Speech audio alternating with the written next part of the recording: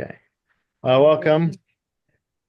It's going to be good. Yeah. I always think it's good because I like Picabos. Um, we had some difficulties with the computer, so we're using the laptop today. Okay, so we are chapter 2, Mishnah 6. Who he used to say, who's he? Take a look at the title. Hello. Hillel. Yeah. Hello. We've been talking about Hillel until now. Hillel used to say, a brute is not sin-fearing, nor is an ignorant person pious. Okay. Can a timid person learn, nor can an impatient person teach, nor will someone who engages too much in business become wise. Okay. In a place where there are no people, strive to be a person. Okay, so, all right, Sheila's appreciating a part of this Mishnah. Which part? Yeah, there's a lot in here. So let's take a step back. Can we find a common theme in these statements? We have multiple statements of something of these lackings. What is a common theme that connects them? The first five. On Zoom, you guys can chime in on this. It's about learning, the ability. About learning. Yeah. Good. So it's about wisdom or about learning if you pay attention. All of them. Somebody, except for maybe one. Somebody who is a brute, meaning doesn't know anything, they can't be sin-fearing. Meaning if you don't have knowledge, you can't possibly be sin-fearing because you don't know what you're fearing. You don't know anything. I mean, it's like I once somebody who doesn't know the holiness of Sfarim, of books, they'll just put a book, a Torah book on the ground because it's the same thing as any other book. But if you know the value of it, you have knowledge of that, you're going to be more careful.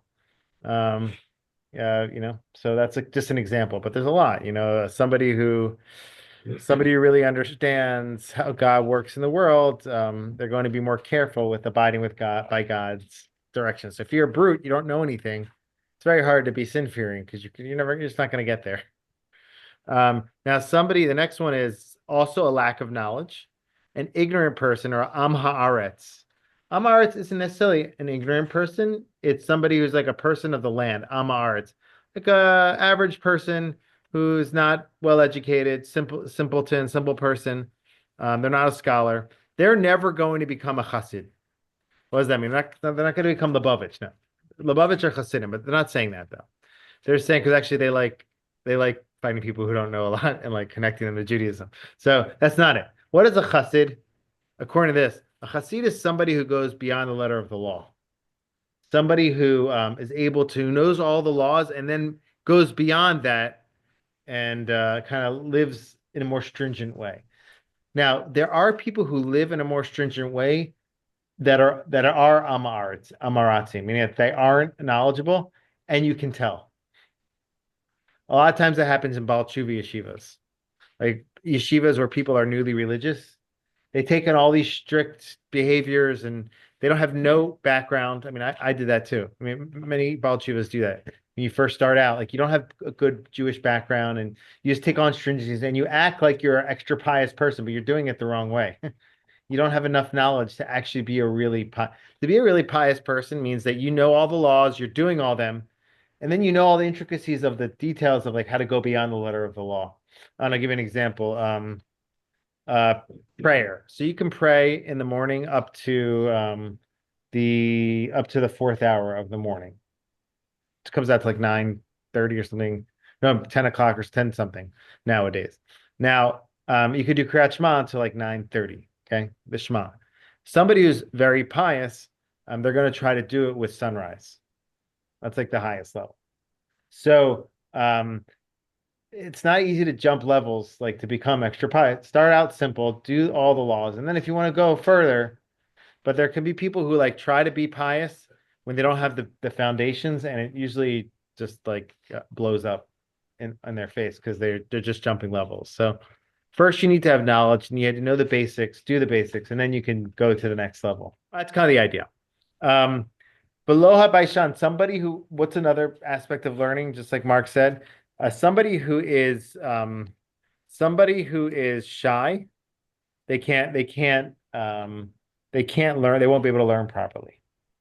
So I love this about Judaism. Judaism is very big on asking questions. We don't stifle questions. We make space for them in most communities, and we encourage questions. And if you're shy, you're never going to probably be able to like to process and grow. You have to interact.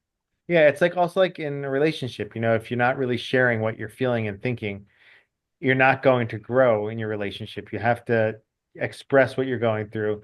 Sometimes you process it together and then you get to a higher level, hopefully. And so like same what? That's what Barbara tells me. Yeah. Okay. You didn't tell me that. Same thing with Judaism. If you want a real relationship with Judaism, you have to really process it. And sometimes it's hard. It's hard to ask the hard questions and it's scary sometimes, but you have to do it so that you can get to the next level. So that's like, don't be shy, basically. Now, the next one is, and nor can patient person teach.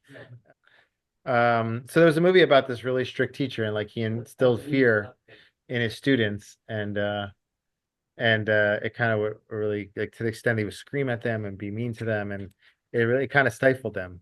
They used to, the old school, anybody here can maybe test that whoever was involved in Jewish education back in the day who went through Hebrew schools and stuff. It was a little different than it is now, right? So we have learning here at Beth Tefillah after davening in the morning.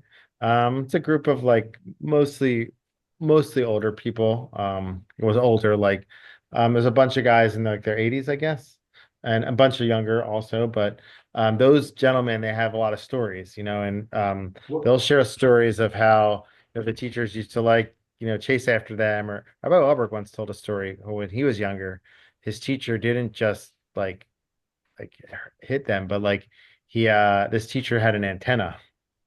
And he told us once, and the teacher stretched out the antenna so he could have more leverage to get the students in from a further place. And he smacked their hands or whatever to get them to pay attention. So it's interesting. A lot of those guys, a lot of those gentlemen with those stories, they actually happen to be our better daveners, which is interesting. I don't put the correlation there. Sometimes strict framework can be helpful. Sometimes, and many times, it can be stifling. And sometimes it can help in some ways, but also really damage the individual in other ways. If someone's too strict with their students, it at a certain point that disrupts their ability to properly ask the questions they need, to process things the way that they need to. And so a teacher has to be very careful. So the next one is the lo kol hamarbeh b'schora machkim. Not everybody who gets heavily involved in commerce becomes wise. It's interesting. Not everybody. I guess some people do. Some people were involved in commerce heavily, extremely intensively involved in that. Some of them do become wise and they learn, but it's very hard. It can be a distraction to your advancement of your knowledge base or your spiritual growth. It's not saying it's bad to be involved in business. It's just recognizing some of the dangers in terms of spiritual growth. You have to be on the lookout for that. So all five of those, 1, 2, 3, 4, 5, all deal with really wisdom and knowledge. Then the end of the Mishnah is almost like tacked on, it seems. It doesn't speak about wisdom. It doesn't speak about knowledge. It says, Bimkom she'ein anashim hishtadel liot ish. And there's a place where there's no people, strive to be a person. What does that mean? Bimakom she'ein anashim, in a place where there are no people, strive to be a person. In a place, I don't think it means like counting bodies. It means strive to be a mensch. strive to be a mensch, right? Strive to be a good person. In a place that's devoid of good people, be that person. Anybody else have any other explanations to that? My two questions are this. What does that mean? Number two, how does that relate to the other statements earlier? Maybe it does, maybe it doesn't. I don't know. I have a thought on that, but Other people. so which question are you addressing?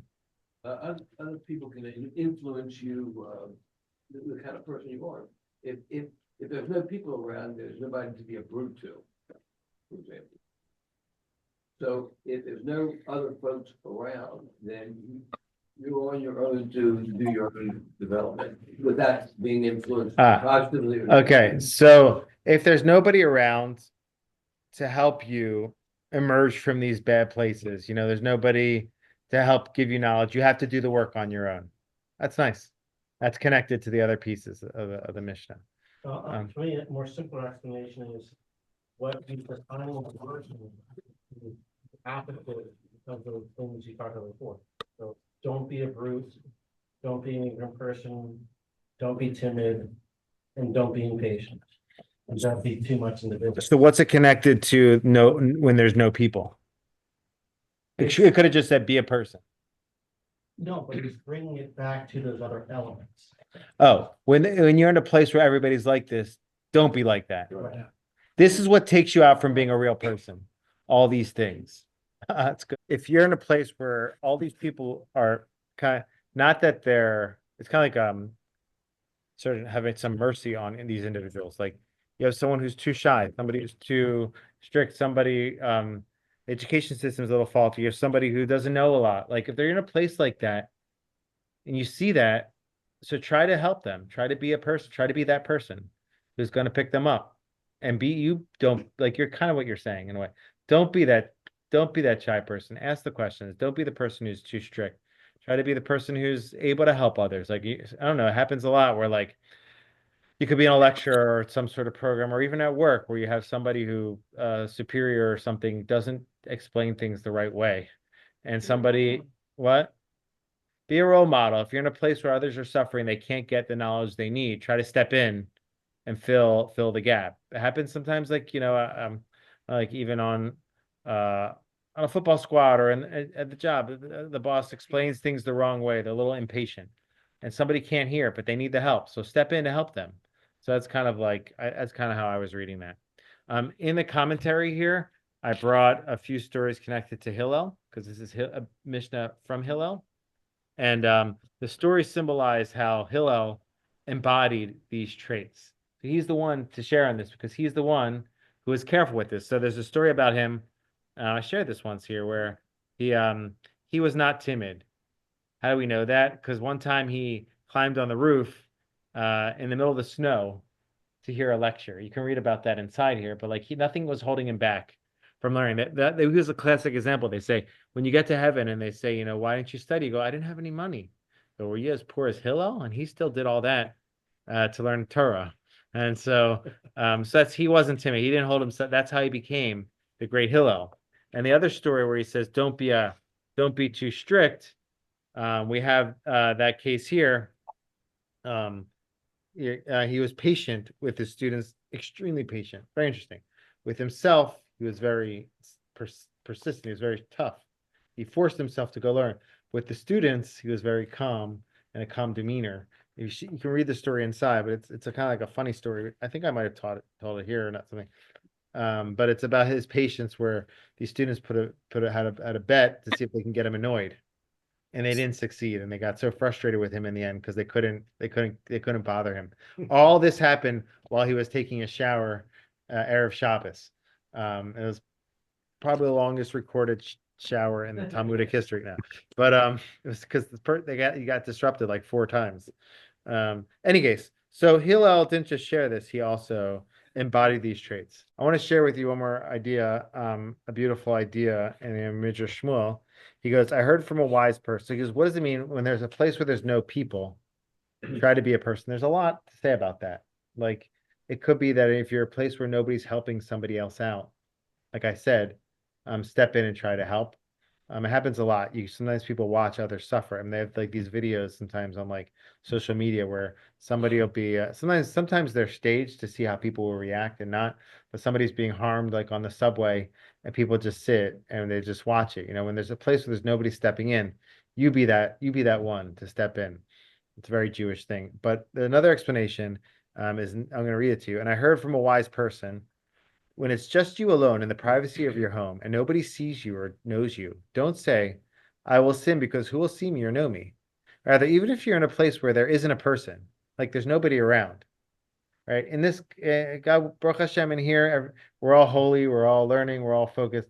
When we leave here and we're in our home by ourselves and nobody's, or with our family, because we don't have to put on a show for anybody, how are we behaving? Are we behaving the same way? Are we still worried about doing the right thing. So that's what it says. In a place where there's not people, when there's nobody watching you, still be a person. That's a very powerful one. I don't know if I shared this here before, but I was at this one time when I drove, I was at the bank and I was like, somebody like in front of me was taking longer than they needed to in my head. And I was getting a little frustrated and I was gonna like say something or, And you know, got finished. and I was so happy. I held myself back from saying anything, not because I was like worried about, I just felt like that was the right thing to do. I was so happy I did that because later on, this is like when I first became a rabbi. So I wasn't in rabbi mode all the, like now I'm always like, I'm a rabbi, be careful, don't do it, you know. But I wasn't in that at the time. I was still like kind of citizen slash rabbi. So I wasn't, but I was so happy I did that because I drove to Beth Tefillah afterwards and I got here and I saw the person park in the parking lot. We started walking into the shul together. And so, but really like that's an example of just trying to do the right thing because it's the right thing. You never know who's watching. And even if nobody's watching, we have to try to do the right thing. It's hard. It's harder when nobody's watching. It's a perfect example I think everybody can relate to. A man was on a train and his kids were running around all over the place, Yeah. going wild, and this guy was being bothered by it. And he kept staring at this old man, and the old man wouldn't move and discipline his children.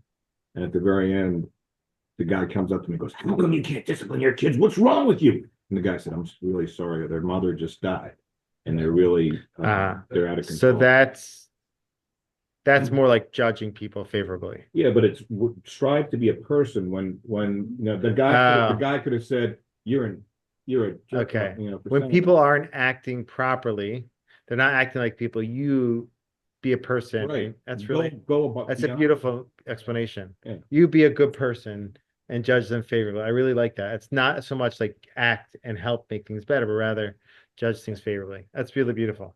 All right, good. Let's move on to the next Mishnah. All right, this is a kind of a unique Mishnah. First of all, because what language is it in? In the Hebrew version. It's in Aramaic. Oh, the top. What? You're gonna say that, Stuart? Hey, yeah, Sherry. One of these, our computers are harming. So it's in Aramaic, first of all. And number two, because taft atafuch, that's Aramaic. I don't just know that. Besof mitifayich yetufun, that's Amar Le. It's just Talmudic Aramaic. So number two interesting thing about this is like this is so not Hillel. If anybody knows Hillel is like the kindest, warmest person. Hillel one day saw a skull floating on the face of the water. Okay. Okay. Now, and he said to it, this is page 63.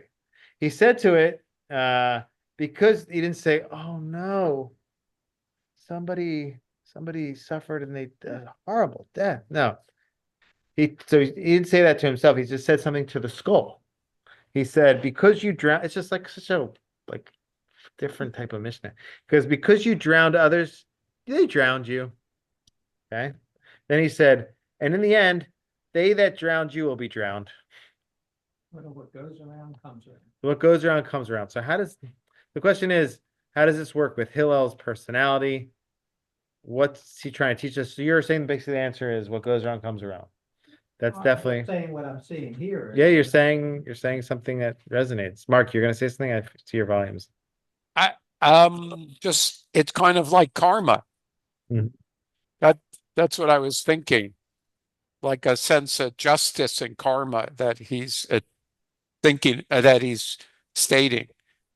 So I was working hard to figure out like how does this work with Hillel's personality? Like how do you Yeah, well, that's a difficult question. Yeah. So one explanation I offer in the book is that maybe he's just offering another side of the equation. Like many times he speaks about kindness, but he's saying still there in the end there is justice, and we should know that in the end that it's not God's not. Someone recently put out a book, Rabbi Shai Held. Ever heard of him? I didn't read it, so I'm not going to comment on it. It's about Judaism is all about love. Judaism is about love. That's the name of the book, and Judaism is about love. And I don't know, it's also about other stuff as well. I'm not sure if he's denying that though. I'm not sure if he's Okay. denying that. I'm just commenting on the title. Meaning it's also about justice. It's about other values as well. And so maybe he's saying that. Another way to go with it, though, which I offered in the book, is to say that he's bemoaning the situation of the world. That basically it's like one person after another is just he's Hillel, he's this kind guy, and he comes and sees a skull. It's like the worst type of death. You don't have a burial. You're nobody's accounting for you. You're just the skull's just floating on its own. No one even knows about where your whereabouts. That's a horrible way to. So he sees it, and he's saying to the skull, basically saying one person. I mean, what's the language? He's sort of giving comfort to the skull by. Because you saying- drowned others, they drowned you. Meaning you got caught up in this whole thing. You drowned somebody else, and then they drowned you, and those are you drown.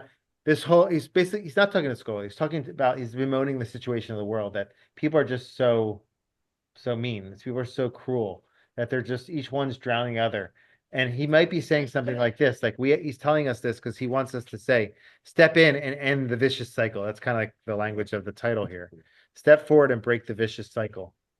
It's he's saying the world, if we don't disrupt the vicious cycle, it's going to keep going. One person is going to drown the next person. We have to step in and try to save it, try to make it a little bit better.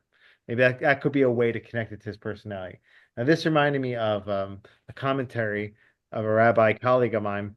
Rabbi David Schwartz. He's a rabbi who went to my rabbinical school. His explanation to Chad Gadya, I've shared this with you in the past.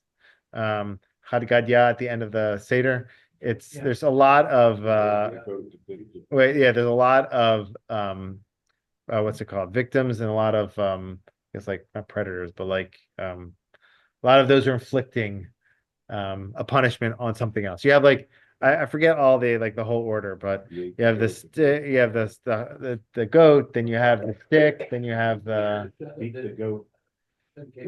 yeah. So there's a lot of levels there of Chad Gadya. Okay, here goes. A cat, then there's a dog, and then etc. Keeps going. But he says basically something like this. Why do we read Chad Gadya at the end of the Seder? It's such a so random, kind of like, why are we singing about sticks and cats and dogs and the Malach HaMavet? So he basically says that the point of this is when we finish the Seder, we're done talking about how God redeemed Am Yisrael. We're done talking about how Hashem helped us. He says now we have to do the same thing for others. That's Chad Gadya. At each stage, the one person victimized the next. One object victimized the next. That's the routine of the world. And he says, in the end, God's going to take care of it all. In the end, God is going to kill the Malach HaMavet, the angel of death, and it will be okay. However, we have to note that it's up to us to step and intervene and not just watch it happen. It's basically at the end of the Seder, we're saying, now that you learned about your redemption, you learned how Hashem helped you, mimic that. You go redeem the world. And if you see somebody suffering at the hand of something, like Am Yisrael was in the hand of Egypt, or like the cat, like the goat was at the hand of the cat and the dog. And so if that's the case, step in and make it better. In the end, God will bring the redemption, but it's up to us to not have to go through that, have the world go through that. So I think it's could be the same thing here. A skull, another person is drowning another person. We have to recognize that and step in and break the vicious cycle. So I'm just going to read to you his words. He says like this. It is in this context that I offer my interpretation. We are each the child for whom our parent purchased a kid. The kid was our responsibility, but we did nothing, so a cat came along and ate it. We then had a chance to protect the cat from the dog, but we again did nothing. Chad Gadya continues until God's ultimate redemption of the world. But it is the redemption that will come even if no one stops the slaughter. Such a redemption will reflect our failure to learn the lesson of the Pesach Seder. Instead, this year, when we read the Chad Gadya, let's consider what we can do to protect the vulnerable and defend the defenseless. If we do, we will help bring the ultimate redemption. Maybe next year, we will all celebrate Pesach and redeem Jerusalem. One more comment. I'm not a big history person, but sometimes I bring historical explanations. This is interesting. I brought this from the book of Ethics of Sinai. This statement of Hillel's has also one paragraph, has also been related to the unfortunate political situation of his time. when tyrannic Rome ruled Israel with an iron grip. The enslaved nation of Judea was utterly engulfed by the tidal wave of Roman imperialism. Lest he be accused of sedition, Hill clothed his message of the hope in the language of metaphor. True, what he means to say, we have suffered because of our transgressions, but ultimately Rome too will be conquered or receive her just deserts. So he's hinting to Rome, and that could be why it's in Aramaic. I don't know if that maybe like that was a language. I don't know. Maybe they spoke Aramaic, the Romans. I don't know, but maybe that's not a good explanation why it's Aramaic. But he's basically saying he's hinting to the fact to Am Yisrael, we sinned, so we've been harmed. However, they're also going to be drowned as well. Their time is going to come, and he put it in like a hidden language. So that could be, yeah, because you have to. It's kind of like just like a cryptic Mishnah. So maybe he's trying to hint at something in a deeper way there. All right, let's go on to the next Mishnah. Hu Haya Omer. This is page 65. He used to say, who? Hillel. Marbe basar, marbe rima. The more flesh, the more worms. Okay. The more property, the more anxiety. Okay, what does the more flesh, the more worms mean? Simple reading is the more we indulge our body, the more we fall prey to our lusts, the more meat and food we'll be providing for the worms when we're buried we're buried 6 feet under. That's a simple reading. Yeah, I think so. But you're talking about both physical and non-physical. You should mention lust as a non-physical. The more, correct, but I think it's literally saying the more you live a life of lust, indulgence, meaning it's basically saying like this world is a fleeting world. We have all these enjoyments in this world. You build yourself up. You have, and they say you don't take anything to the next world. You know, like we enjoy all these things, but in the end, what are we taking that with us or not? No, we're just creating more food for the worms. Yeah. So the first part of the Mishnah is really negatives that relate to excesses, and then there's a second part of the Mishnah which is about positives that come from all the beginning of the Mishnah is all about more. The more this, the more that. Then it talks about something else. It talks about acquisitions. Has negative mores, positive mores, and acquisitions. That's the structure of it. So the next one is the more property, the more anxiety. Does anybody relate to this? The more things you have, the more you have to worry about them. I don't know, like if you think back to when you were in college or whatever, you had a dorm room or whatever you had certain possessions and you worried about them a little bit. But now you have a house, the roof has a leak. Oh, it's the HVAC. Oh no, you have all these things that you have to take care of. It's so much more headache. Does it mean you shouldn't have these possessions? No, it doesn't mean that. It's just saying like the more you have, it doesn't mean it's going to necessarily offer you always the peace of mind, unless you have a lot to pay. Right? Even like even people who have extremely wealthy people, they have to pay all the people to take care of their property. There's like always something to worry about. So are they happy with whatever? Somebody goes to New York and buys themselves a $600 pair of shoes. Does that make you happy? Correct. Maybe whatever. I don't know. Yeah. I'm not judging. Correct. I think the Mishnah isn't saying to not. I mean, there were some rabbis who in the Talmud times who were very wealthy. Rebbe was very wealthy. It's not about like, it's just saying that you shouldn't, you should know that it comes with a price. I don't know. I don't know. It's even like the new video games thing. It's like such a weird example I'm bringing, but okay. I'm saying I grew up. It doesn't like now I think everyone hears older than me. So it doesn't sound that good. It's like when I say it to my kids, it sounds more. But My kids are older than you. okay. So, but when I grew up, the video games were a little bit more simpler than they are today. You had Nintendo, you had A, B, you had up and down, left and right. I start to play video games with my kids. I don't know what's going on. It's so much better. The graphics are better. Like you have like 30 options on your controller. And there's a lot more to worry about and think about and try to figure out. So as things get more advanced, I don't know, they get a little bit more, there's more to worry about. It's different from game to game. Exactly. Yeah. More complex. I was giving you an example, but there's a lot of examples. What'd you say? It's more complex. I don't know. There's many examples. You own a lot of properties. I want all these properties. I want a property in Israel. own a property in, I don't know, some other place in Florida and Baltimore. Okay, good.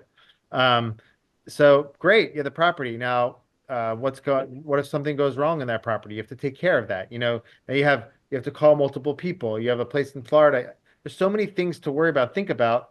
Or somebody wants to just, you can work in a job and be just work from 9 to 5 and go home, or you can be running the business. Running the business comes with amazing perks. And you're not just there from 9 to 5. You're there much later trying to make sure all those people from 9 to 5 are happy in there. So there's like trade-offs, so that's kind of the thing. Marbeh Nashim, Marbeh Shafim. We're going to skip over that one. No, the more wives, the more witchcraft. So how it's often explained is that there was time when men were allowed to marry multiple wives. That ended like in the 10th century with Rabbeinu Gershom. But before that, that did happen in some communities. That still happens, like in Yemenite communities and stuff. That's why they had a shorter life. So at the time, the wives would like engage in all kinds of like fights and like all kinds of like witchcraft to pull down the other one so they would get more attention. So that's what they're saying. The more wives, the more of that type of stuff that could be happening in your house. That's what they're saying. More drama. Okay, I'm not that what? I mean, read the Bible. Jacob, how many wives did Jacob have? We're trying to bring it back. Abraham, When did it come to be okay? because Abraham Well, said it. No, in all honesty, like I'm not. First of all, was some of that the question I'm saying on Zoom is people on Zoom, how did that ever? I'll just share one thing. Like there was a time when women's status was different than it is today, and some women would have preferred to have that protection and that care over if they weren't educated on their own, they weren't able to take care of themselves financially. That could have been benefit to some women. Obviously we're in a better state now, and the more maidservants, the more lewdness. Okay, so if you have the more maidservants, the more lewdness. I had an explanation to that. I write in my notes. The more women, yeah, I'm forgetting. I think it's like, oh, okay. I have two explanations to this. One of them actually I wanted to lean into. One explanation, and then we're going to think about like the structure of this, but like the simple explanation is the more servants you have in your house, some of them bring in all kinds of like stuff from the outside culture. And so there'd be more lewdness in one's house. Right, like they're bringing, you have exposure to all that, right? Is that what you're I saying? mean, if you're bringing in, you again. Yeah. Slaves from conquered nations, whatever. That's kind of what I was saying also. Right. Another explanation that I think that could be valuable for us, just take it out of like take that word slave or maidservant out of this and just picture it in a different way. Says like this, where is it? Here. The Talmud suggests that even the wife of a wealthy man who can afford, this is from Daresh the Prakim. The Talmud suggests that even the wife of a wealthy man who can afford extensive domestic help should not completely remove herself from some type of involvement in the running of the household. Total inactivity, the Talmud says, can lead to lewd behavior. Too many maidservants often provide the mistress of the house with too much free time, which may lead to immorality. Not immortality, immorality. Meaning the idea is like if you have too many people, it's a very different explanation, but you have too many people doing everything for you, it leaves you a lot of free time to get involved in all kinds of nonsense. So Get back to your anxieties. all right, so let's go back. So those are the negative mores. Let's get to the positive ones, okay? One more is Marbeh Avadim. If you have more slaves, the more thievery, more robbery. Okay. The more people in your house, the more things that they can see in the More employees. Yeah. Yeah, you hear those stories all the time. Yeah. So let's go on to the next part. Marbeh Torah, Marbeh Chaim. The more Torah, the more Chaim Wecker. Now, the more Chaim, the more life. Okay. So and vice versa as well. Yeah. The more Torah, the more life. Some say that corresponds to the first one. The more flesh, the more worms. So the more flesh, the more worms you have. That's in your death, the more worms you have. The more Torah, the more eternal life you have. So some say it corresponds. Marbeh Yeshiva, Marbeh Chochmah. The more you go to yeshiva, the more you sit down, the more you learn, the more chokhmah you have. So it's interesting. Rabbeinu Yonah had a different version of this. He said the more yeshiva you have, the more wisdom you have. How did he explain that? He says something really nice. He says the more that you make, I'll read you his language. He says the more, sorry, he flipped it around. He says the more wisdom, the more sitting. What language, which version did I have here? Did I have the more wisdom, the more You had the more sitting, the more wisdom. I have the more sitting, the more wisdom. He had the more wisdom, the more sitting. Okay, why? He says, the wisdom of reasoning and argument, as through this he increases sitting. As students will come to hear the new ideas and to sharpen themselves with him and to learn the matter of the novel rationale, as this is a wisdom in and of itself. Meaning he's saying basically, the more wisdom you have, it switches the order. The more wisdom you have, the more people are going to want to come to your yeshiva. Basically, if you're teaching Torah, and you're just teaching kind of like fluffy stuff all the time, people will be drawn to it, but they might not come back. It might not really draw them in. But if you give someone stimulating, you capture them, you give them some idea to think about. They go home, they talk about it. They'll want to come back and sit down again. So that's what they're saying. Like make sure, in order to encourage people to come back, give content. That's I think what he's saying. So I think next time though, we need to do it without snacks, and then you'll know if they're coming back for you or the snacks. well that reminds me of my time. I worked as a rabbi in Rikers Island for a bit. Can I tell you that? So I have an article online if you just Google Rabbi Yogi of Rikers Island. So I'll link to it. So I was a rabbi there on Rosh Hashanah and on Yom Kippur. Excuse me, please. Okay, it's getting some fun. Go off. Good idea. Okay. Somebody just took a snack. By the way. All right. So I was a rabbi. Rabbi Wahlberg used to say it was a very captive audience. Anyway, so I worked there on Rosh Hashanah and we had like a lot of people. It was my first year. I did for 2 years in a row. We had like a lot of people. They bring them from all over the island. There's like 12, like over 10, maybe 12 jail, 20. I don't know how many. Over 10 facilities all throughout the island. They brought them all to this one place where we were. And we had maybe like over 100 people or so for that prayer, men and women. And then I was like, yeah. But I had there were like a lot of guards there. I was scared though, yeah. It was scary. I had this guy the next year, this rabbinical student, like younger one, who came with me. He was like in shock the whole time. And then on the way out of Rikers Island, because we were there when I went there for Rosh Hashanah, couldn't drive home. It was 2-day holiday, so we'd stay in the jail for 2 days. Oh my God. Yeah, yeah. Where did you stay in the I stayed. So they had like a unit where it's like classrooms and stuff. He was with Bubba. Like I have a lot of stories. I mean, I was once there during a lockdown, and I got locked into that unit with other inmates. This is crazy. Yeah. Or where was I gonna go? Did you learn? So I'll just share with you. So that Rosh Hashanah, like I was like impressed, like so many people are here. And then so it's not always clear why they're coming. And not even clear if they are even Jewish. Some of them say they're Jewish so they can go to the Jewish events because there's good Jewish food. Right. Like Chabad, like they had like challah and all the like honey and stuff. So it was interesting to see on Yom Kippur, there were many less people there than on Rosh Hashanah because there was no food. But I have some stories from that. I'll share them with you one time.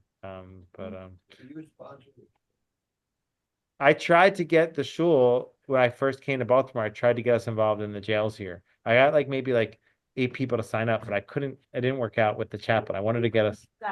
Somebody. I tried really hard. I would go with it. Yeah, you did. Oh, we do actually. All right, but I want to share.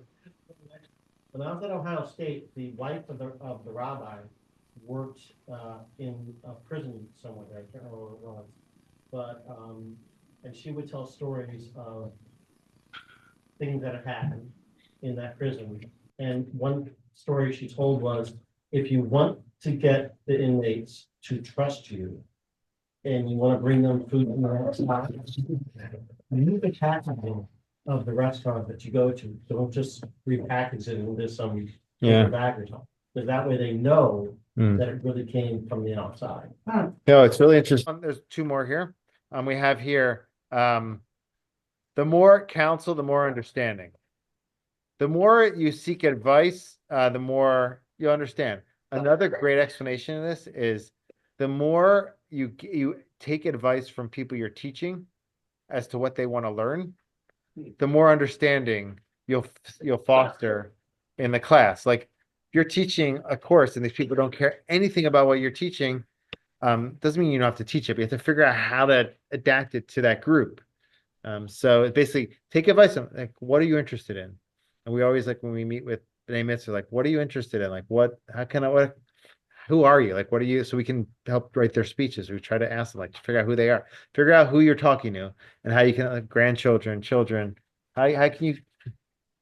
The other thing is that no matter what the relationship is, if you're a presenter or a teacher or the person, you still have to be a listener. Yeah, 100%. That's what it's saying for that explanation. The more charity, the more peace. Okay, that's somewhat straightforward. The more charity, the more peace. That corresponds to the last one. The more slaves, the more thievery. Charity versus thievery, peace. Now the Mishnah ends like this. It says, if one acquires a good name, they have acquired it for themselves. If one acquires for oneself knowledge of Torah, they have acquired life in the world to come. So I'll just share a thought on the structure here. We have more of this, the more bad thing, the more this bad thing. The more indulgence, the more dangers ensue. The more good things, the more positive things ensue. And then we have a discussion on acquisitions. I think I could be saying something like this, like the first person, the more and more things you do. It's a very high level to get to a place where you've acquired something. Once you get to that place where you've acquired something, then you know you've really it's like you've been transformed. So I think it's talking about that at the end. All these things, you have to engage in them so you can get to these places. Number one, that you've acquired, if you've acquired a good name, you've not just been kind from time to time, not just sometimes give tzedakah, but you've really become that person. Then you've really acquired it for yourself. Like you've become who you're supposed to be. You've really like changed. So the idea is like more, so that eventually you can become that type of person on a consistent basis. Similarly, with spiritual matters, the more you acquire knowledge, the more you acquire life in the world to come. Like that's something real. So it's basically saying like, keep doing more of the good, staying more away from the bad, so that you can really kind of transform yourself into who you need to be. Now, the language here is if one has acquired for yourself a good name, if one acquired a good name, you've acquired it for yourself. That's kind of like weird language. It should have just said, it's obvious, right? If I acquired a good name, who else am I acquiring it for? What does it even mean? Any thoughts on that? If you, or we'll go like another 3 minutes. Acquire a good name, you honor your family as well. Okay, so you've benefited yourself. It's not just that you've helped other people, you end up helping yourself. You see wonderful names of wonderful individuals on buildings. And if you see that name connotates chesed, kindness, charity, especially in our world. Because people have given a lot of money to Jewish charity. So that's acquired it for your family, basically, for yourself, for your yourself, yes. yeah. So I'll share a thought on this. I brought in the book. One way to go with this is to say, if you've in the last paragraph on page 66, another possible explanation is to say that when it comes to attaining honor, titles, and accolades, the gaining of a good name, our intention should be for ourselves, for our own progress and benefit. Instead of striving to gain honor and recognition from others, we should compete with ourselves and strive to be the best version of ourselves that we can be. So there's times when like you're striving for titles. That's fine. You need a title for a certain position, or you're challenging yourself to get a title. Why are you doing it? You're doing it because you want everybody to recognize you. Maybe that is beneficial because it'll help you benefit others as well. But like the idea is like, don't get caught up in the competition. If your name's going to be better than somebody else's name, do it for yourself. that you're going to try to be the best version of yourself. And through that, you'll get the recognition, but don't do it like, But it's also saying it's unique to you. The What do you good mean? name is unique to you. Or if I get a good name, it's not. I love that. So when you acquire a good name, make sure you acquire your own good name, right? Don't try to don't acquire the good name of somebody else. That's a good one. Never thought of that one. Next edition. Next edition, yeah. Can you acquire a good name for something? So let's say you built your reputation up, that people get to know you, they think you're so special, but you've been faking it. You haven't really done it, you haven't earned it. Maybe you passed yourself off as somebody else, you've given yourself some, Can you give me an example? yeah, there's a lot of people who bring who bring like somebody is a straight A student, but they just be using ChatGPT. Well, that's. Somebody- They ride the coattails of That's plagiar, somebody or else. like somebody is very popular for being such a charismatic individual, such a holy, pious person, but they're actually, like we said, they're not very pious in their home. Behind closed doors. Yeah, they go behind to- closed doors. So you developed a good name, but is it really you who they're recognizing, or they're recognizing their persona that you projected to them that you want them to know? Okay. It happens all the time. Love that. Just- Yeah. You did not do that. They did it in your name because you're the person at the top, but it wasn't you who really. Well, you put the, you're gonna get the recognition anyway, because you're the boss, Right. but we know who did the They role. take credit for other people's All work. right, so let's put it together. Give me 2 more minutes just to It's okay. summarize, to put it together. Those who need to go, B'Bakasha. 5 minutes. We're gonna 6 it. Okay. One thing is Hillel practiced what he preaches. He talked about all these things that if you're not, all these situations of not being a person, not really having knowledge or guidance. We said if nobody's there to help those individuals, try to step in and make it better. We talked about also stepping in and breaking the vicious cycle. The world, we see the world around us, it can be crazy. What can we do to step in to make it better? That's Hillel's basically bemoaning the situation. And the last one was all these things, the more, we explained them in the end. We spoke about acquiring these things on a deeper level. And then we mentioned this idea of like, what should be your motivation when you're doing that? It should be that you're doing it in an authentic way, that it's really you. And also that you're trying to compete with yourself, that you're not consistently competing with others. Try to push yourself so you can be the best version of yourself.